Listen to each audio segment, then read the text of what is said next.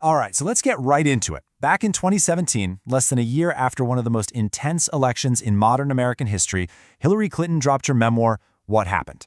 Now, we're not here to relitigate that whole election. Nope. Instead, we're going to zero in on the book itself, this really raw, immediate account that just set off a huge debate about history, blame, and what it even means to tell your own story. So, the book kicks off right here, at the inauguration of Donald Trump. Clinton paints this really stark, almost movie-like scene, and then she delivers this line. And man, it just lands. Right away, you get the tone of the entire book. It's going to be candid, it's going to be emotional, and, as a lot of critics pointed out, it's going to be deeply defiant. So yeah, that's what we're doing here. We're going to walk through the big arguments and the personal stuff Clinton reveals in the book, but, and this is just as important, we're also going to dive into the wild, super divided, and honestly fascinating reaction it got from everybody. This is kind of like a story about the story. Okay, first things first. We need to talk about why this book was such a big deal, why it was so different, right from the get-go. Most political memoirs, they come out years later, when everyone's had time to think things over. But Clinton decided to write this almost in real time. One historian, writing in the New York Review of Books, called it a quick first draft of history. Now, that decision made the book feel incredibly immediate and raw. But it also opened it up to criticism, right? People said it was written in the heat of the moment, maybe too close to everything to really be objective. And you really feel that rawness in the first few chapters. They're not focused on the campaign trail so much as the personal fallout from that stunning defeat. So before she gets into any of the political nitty-gritty, she spends a lot of time just talking about what those first few days and weeks were actually like. I mean, we're talking about really simple stuff here. Putting on yoga pants, taking long walks in the woods with her dogs, FaceTiming with the grandkids. It was clearly her trying to say, hey, look behind the curtain. There's a person here. And she gets really specific about how she was coping. We're talking Chardonnay, alternative nostril breathing, and binge-watching political shows. For a lot of her supporters, these details were super relatable, It made her seem human.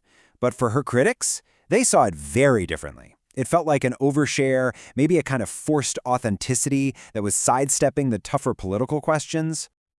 But then, the personal story have this major turning point. She talks about watching the women's marches the day after the inauguration, and she writes that seeing all those crowds, that was the moment she started to pull out of her grief. It gave her a new sense of purpose. It's really the moment the book shifts gears, from this very private sorrow right back into the public arena.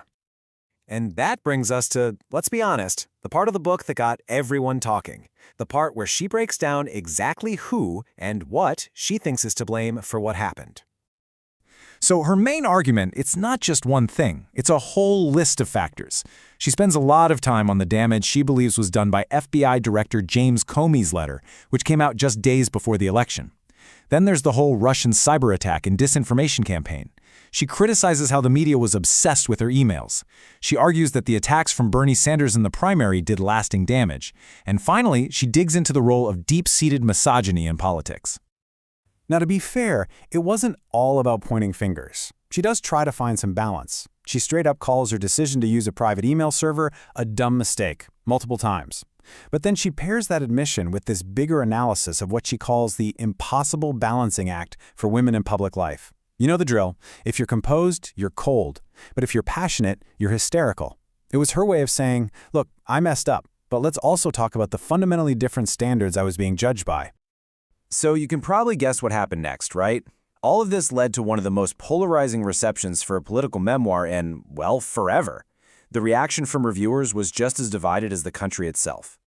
You can basically sort all the reviews into three buckets. First, you had the people who absolutely loved it. They highlighted its wit, its honesty, and its importance as a historical record. Then you had the "it's complicated" crowd. In the middle, they thought it was compelling, but also a little self-serving. And finally, you had the reviewers who just panned it. They pretty much dismissed the whole thing as an exercise in shifting blame. And the disagreement started with the most basic thing, the book's tone. On one side, you have the New York Times calling it a candid and blackly funny account. But then you have the complete opposite take from the Huffington Post, which said, everything she writes feels metallic in the mouth, weightless and inauthentic. Two totally different experiences reading the same words. This debate went even deeper, right to the book's core purpose. What was this book even for? Was it a vital historical record?